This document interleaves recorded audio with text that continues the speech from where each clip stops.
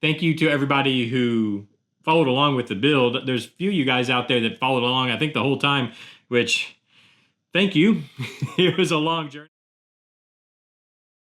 Welcome back to the Workbench, where we try to make things. And we have finished making today. We have finished making the Revell 1971 Mach 1 Mustang. And this was for the Blue Ox Model Shop Street Machine group build. So yes, it is done. And I want to mention real quick, if you want to get your own, make sure and check down in the description. There's a link down there. You can get your own Mach 1 kit, or any kit for that matter. And if you use that link in the description, it helps out the channel. This is for the Blue Ox Model Shop Street Machine group build. So I want to give Blue Ox Model Shop a shout out also. And hey, hit that hype button. Not only does it hype this video, but it hypes the Blue Ox Model Shop. It'll help get his name out there too, which I'm so, not that he needs help getting his name out there, let's be honest, but it helps everyone. So if you'd hit that hype button down below, I'd really appreciate it. But the 71 Mach 1 is done.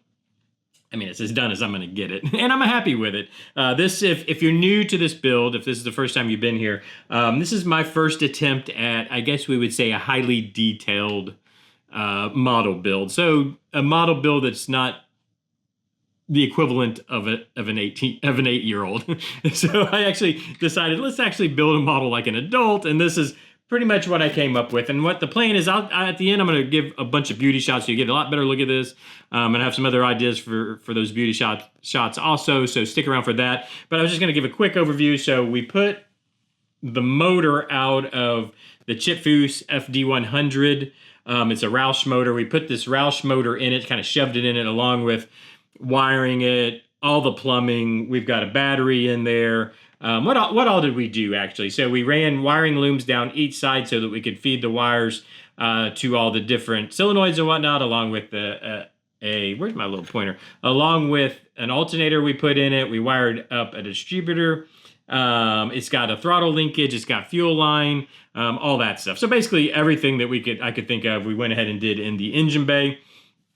I think the next thing we probably did was we started working on the interior, and you're not going to be able to see it. Maybe you can see it a little bit right here. We've got a custom stereo system in the back. I'm going to take better pictures of this so you can see it.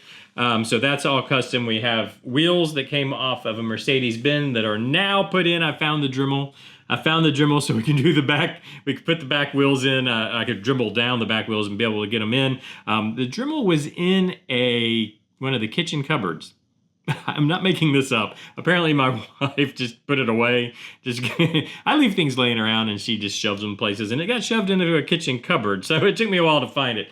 But anyway, so that's done. We did a bunch of custom stuff underneath the car, which I'll take better shots of. And I have it on this stand. I got this stand for it, which doesn't necessarily show the bottom that well. I think it shows, it shows the undercarriage better from this side. So let me turn it around. And then, of course, again, like I said, I'm going to take pictures of this. So there you can kind of see our undercarriage. Actually, from my vantage point, I can see it better. Again, I'll take pictures. So we completely detailed out the undercarriage. I'm trying to think. I mean, it was my first attempt at bare metal foil, which came out okay. It was my first, I'm pretty sure the first model I've ever painted with kind of automotive grade paint, which I think actually came out real nice.